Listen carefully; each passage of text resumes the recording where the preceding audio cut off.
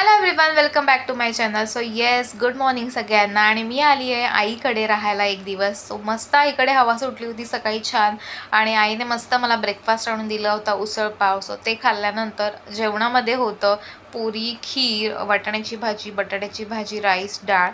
So yes, हा special menu होता because Hanuman Jayanti आहे.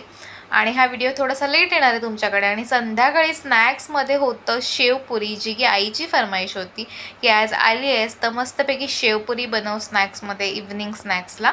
सो म्हटलं चला बनवूया ह्यांच्यासाठी शेवपुरी. सो फटाफट पुरी वगैरे घेऊन आले आणि म्हटलं चला ह्यांच्यासाठी शेवपुरी बनवूया. छान बनवली आणि ही खास आईसाठी बनवलेली आहे. सो आईची रिॲक्शन बघूया आपण काय. आईला तर आवडतेच शेवपुरी.